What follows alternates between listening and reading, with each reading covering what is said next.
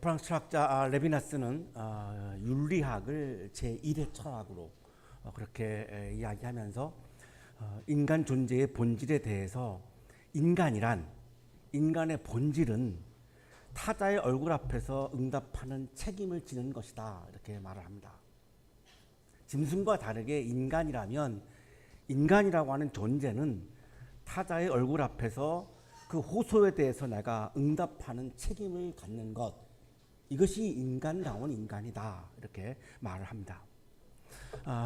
이 철학자 강영한 교수가 이 레비나스의 말을 좀 이렇게 풀어서 설명을 해 줍니다. 얼굴의 현현은 일종의 윤리적 호소이다.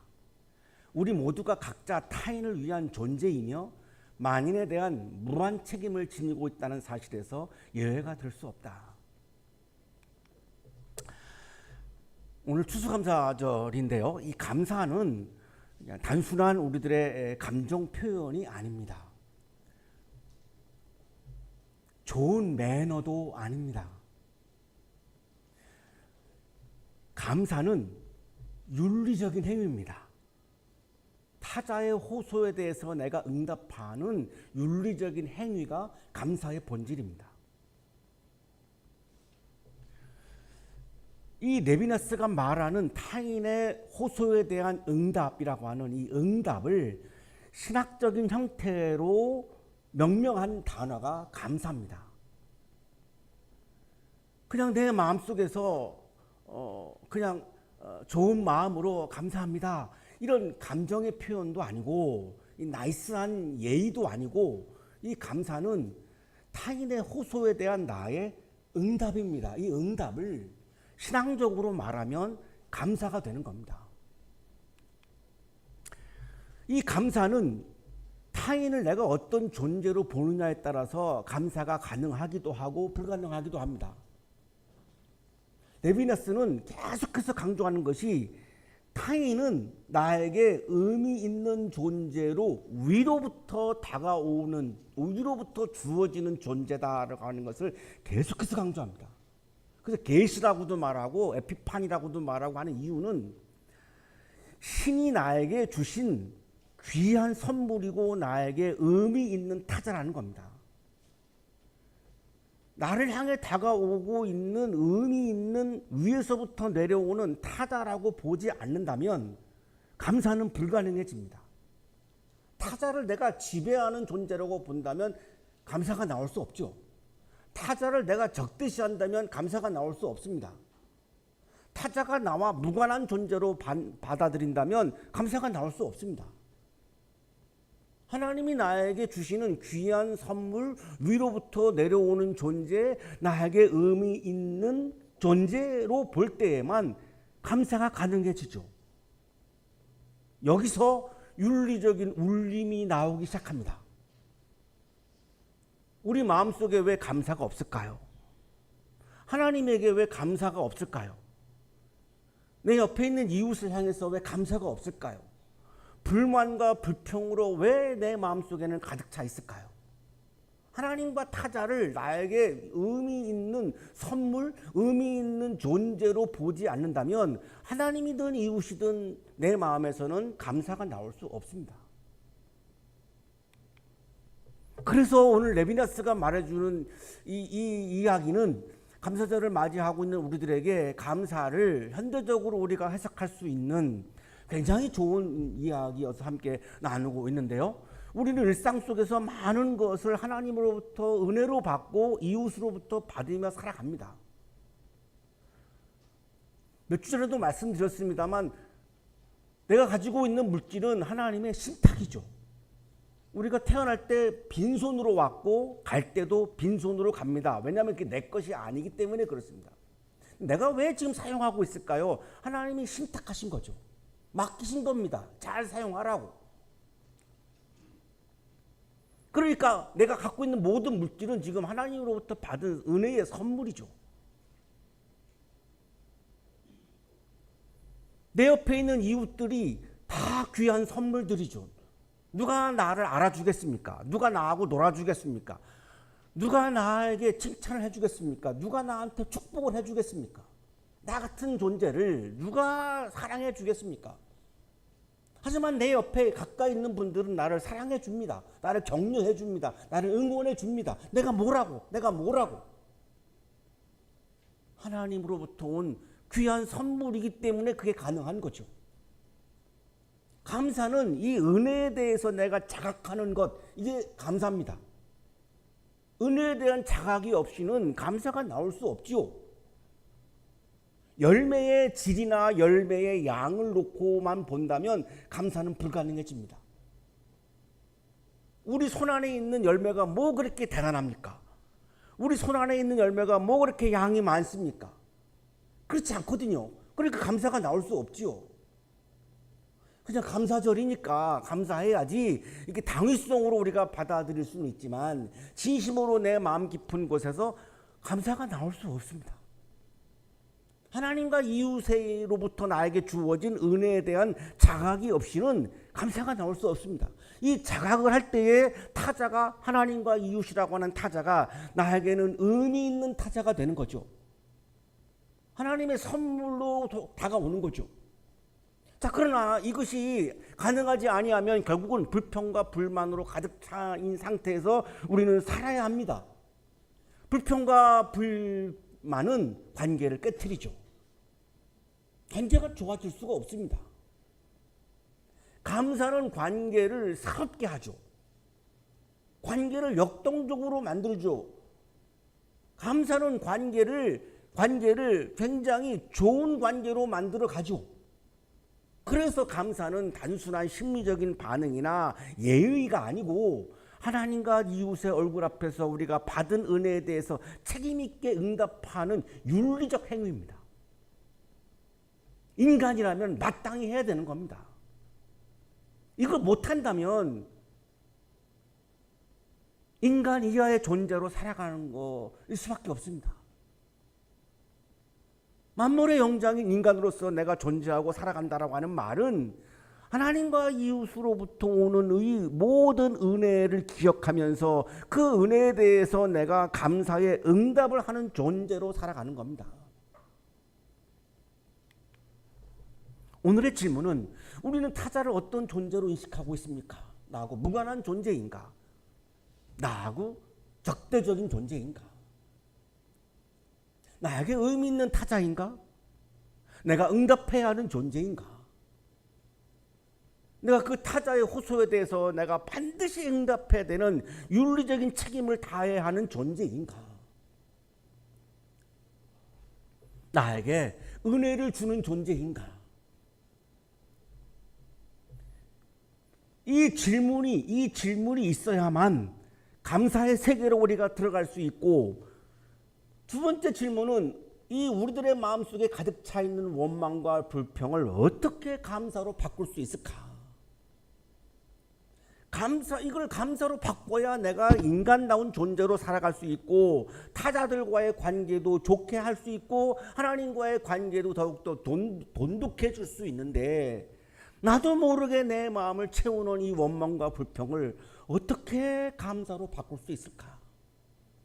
내가 지금 아픈데, 내가 지금 가난한데, 내가 희망이 없는데, 미래가 불투명한데 어떻게 내가 감사할 수 있을까?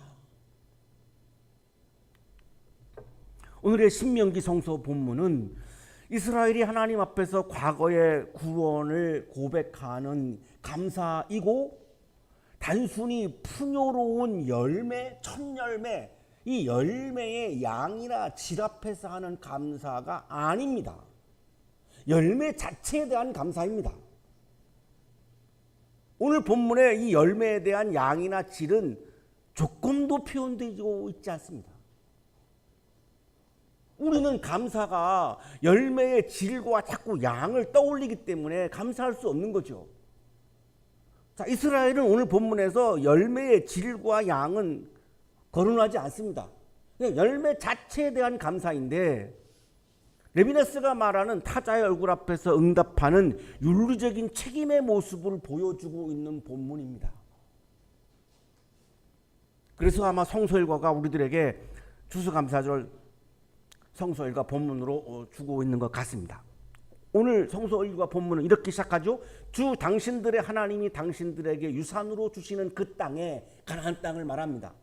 당신들이 들어가서 그것을 차지하고 살 때에, 이 말씀을 주고 있는 때는 신명기, 신이 거듭한다는 말이죠. 거듭해서 주시는 계명이다.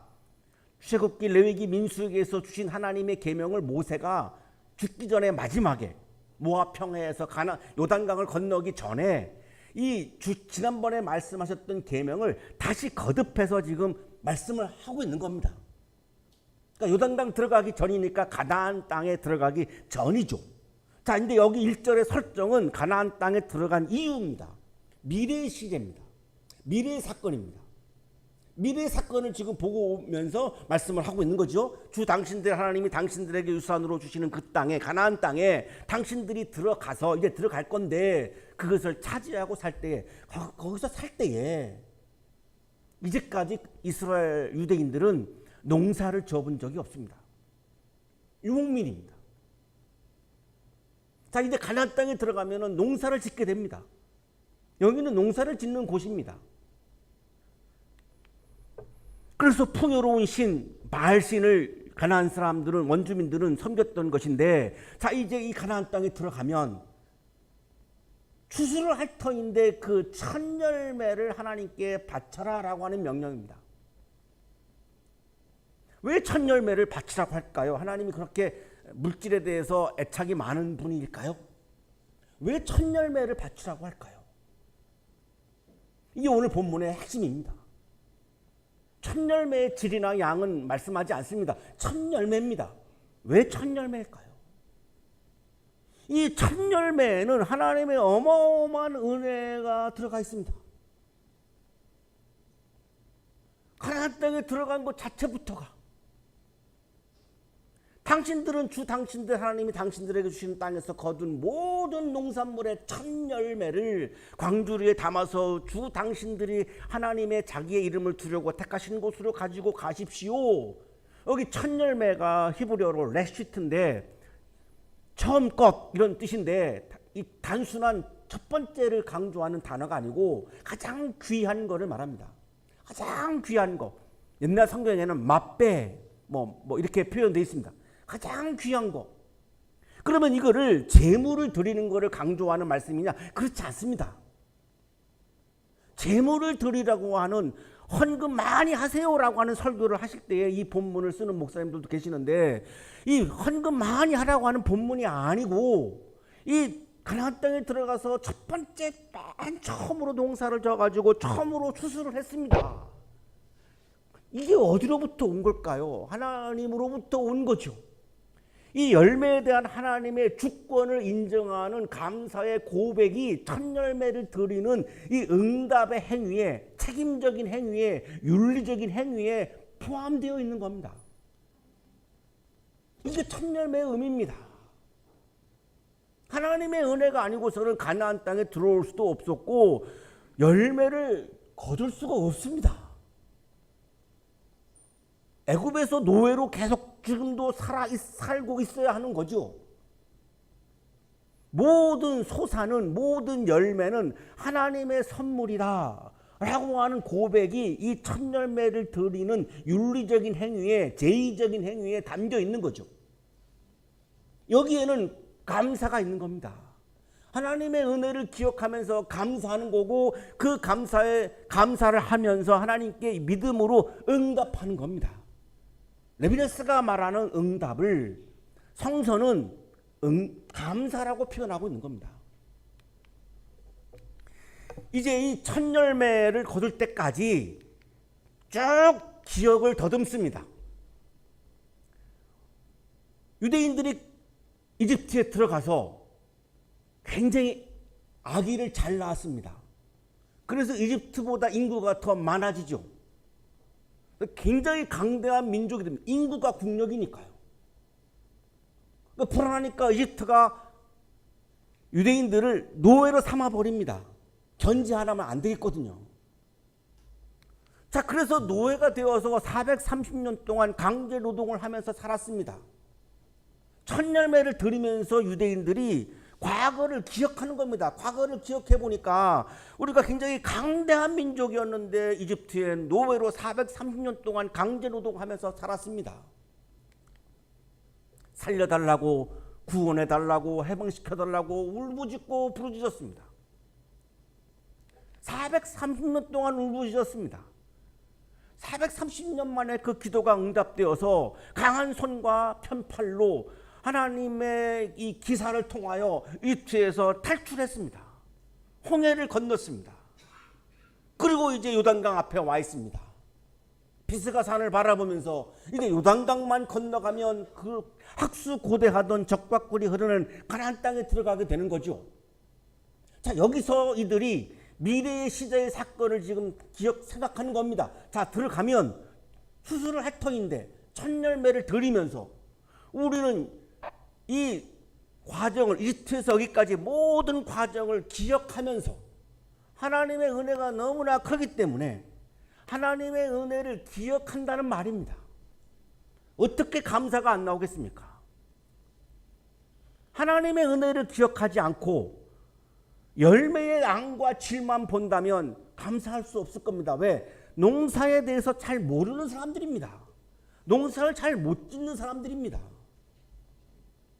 똑같은 땅에서 똑같은 씨앗으로 농사를 지어도 농사를 짓는 사람에 따라서 열매는 달라집니다. 엄청 달라집니다.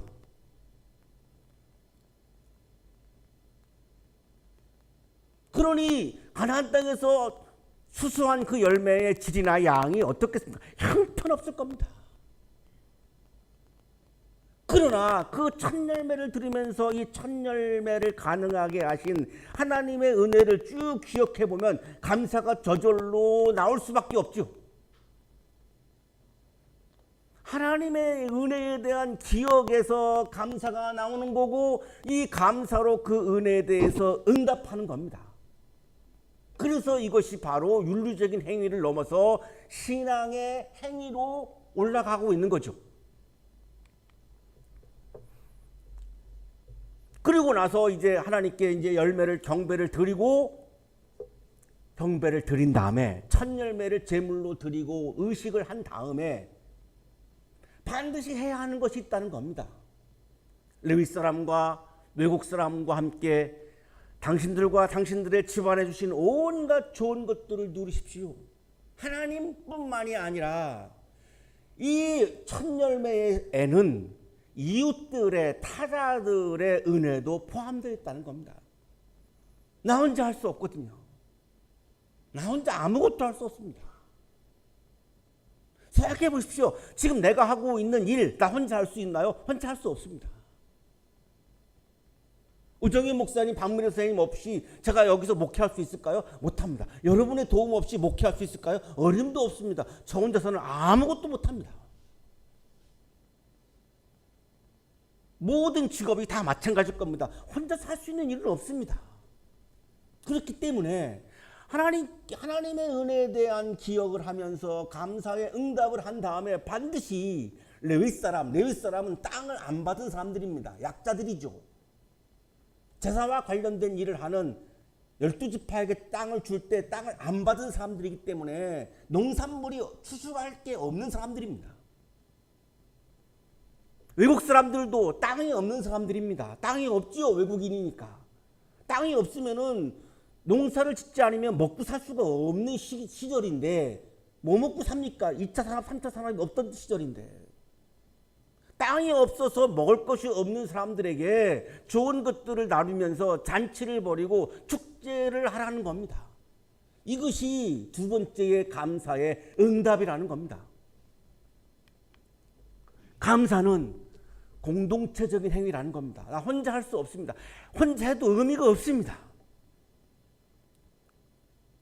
약한 사람들과 함께 나누는 행위이고 감사는 타자를 향한 내가 책임의 응답이고 감사는 나눔으로 완성된다라고 지금 신명기 26장은 우리에게 강조하시는 겁니다.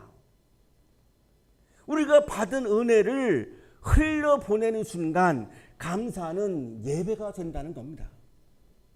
내 마음속에 있는 감정이나 매너가 아니라 감사가 하나님께 드리는 예배가 되려면 하나님과 이웃으로부터 내가 받은 은혜를 흘려보내야 한다는 겁니다.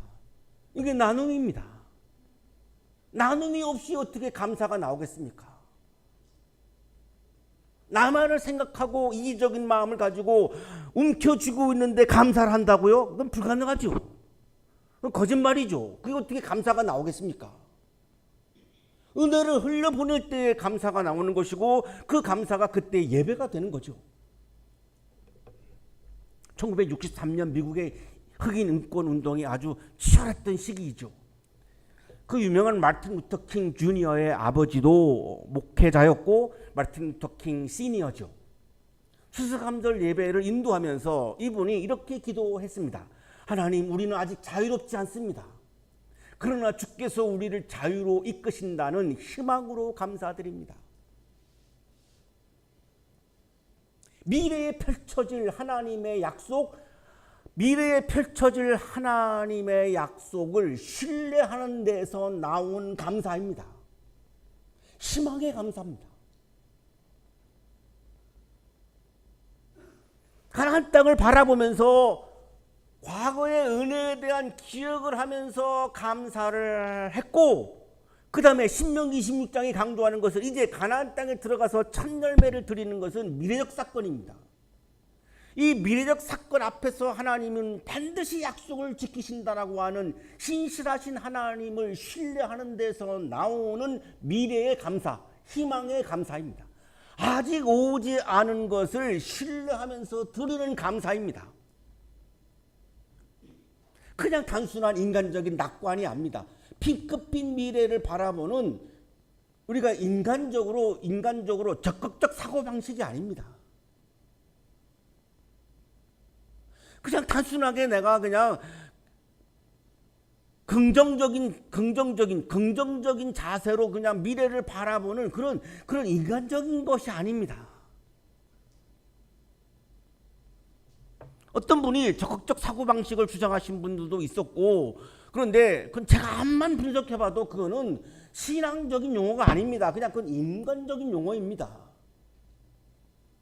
인간적인 낙관으로 지금 이 마틴 루터 킹 시니어 목사님이 기도하는 것이 아닙니다. 신명기에 나와 있는 것처럼 미래에도 과거에도 그랬던 것처럼 하나님은 신실하게 우리를 자유의 세계로, 적과 꿀이 흐르는 땅의 세계로 우리를 인도하신다라고 하는 아주 강력한 믿음과 신앙과 신뢰 속에서 나오는 감사입니다.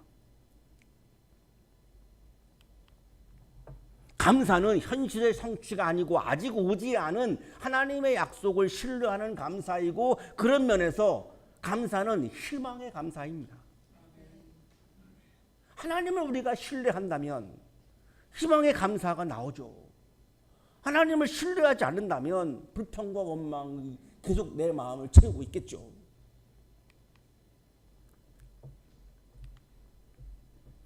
이 고백이 근거가 되어서 마틴 루터 킹 주니어가 I have a dream, 아버지가 했던 이 희망의 감사 기도에 기반해서 바로 이 마틴 루터 킹의 그 유명한 연설 I have a dream이라고 하는 이 유명한 연설이 탄생된 겁니다. 이렇게 몰트만은 슈망의 신학에서 이렇게 말합니다. 그것은 지금 존재하는 현실을 드러내기보다는 오고 있는 현실을 드러내려고 한다. 현실에 질질 끌려가기보다는 횃불을 향해 변혁하려고 한다. 감사는 이미 받은 은혜에 대한 응답이고, 또한 아직 이루어지지 않은 하나님의 약속을 신뢰하는 희망의 행위입니다. 우리 청년들에게 절실하게 필요한 거죠. 단순히 인간적으로 여러분의 미래를 낙관적으로 바라보라고 하는 인본주의적인 이야기가 아닙니다. 여러분의 삶을 돌아보시면 여기까지 20년 넘는, 약간 넘는 삶을 하나님이 여러분을 돌보셨고 하나님의 은혜에 의해서 여기까지 오셨죠. 한양대학교에 입학까지 다 하셨죠. 아니요, 내 능력으로 했는데요. 그러면 할 말 없습니다. 그건 이미 신앙의 세계가 아니기 때문에 다른 장에서 토론해야 되겠죠. 여기서 토론할 수가 없습니다. 그렇게 본다면. 하나님의 은혜로 여기까지 내가 여기까지 왔다면 앞으로도 하나님은 나에게 은혜를 주신다라고 하는 하나님에 대한 강력한 신뢰에서 불평과 원망이 감사로 바뀔 수 있습니다. 이것이 희망의 감사입니다. 신명기 16장의 감사는 과거의 기억과 미래의 약속이 만나는 자리입니다. 우리를 인도하셨다라고 하는 고백과 앞으로도 인도하실 것이라고 하는 신뢰의 고백이 함께 담겨 있는 본문입니다. 추수감사절입니다. 추수감사절은 우리가 지금 주어진 양을, 열매의 양과 질을 따지고 세는 날이 아닙니다. 하나님께서 우리와 함께 하신 역사를 기억하면서 주신 은혜를 기억하면서 미래를 향해서 감사로 나아가는 이 믿음의 고백을 다시 한번 되새기는 날입니다. 우리 청년들의 마음속에 희망의 감사가 충만하기를 바랍니다.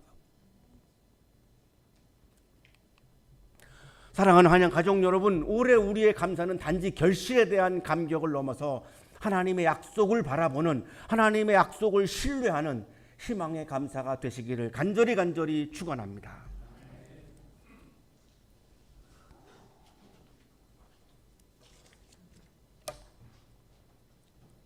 은혜로우신 하나님, 이 추수감사절 아침 우리가 드리는 감사의 예배를 기쁘게 받아 주옵소서.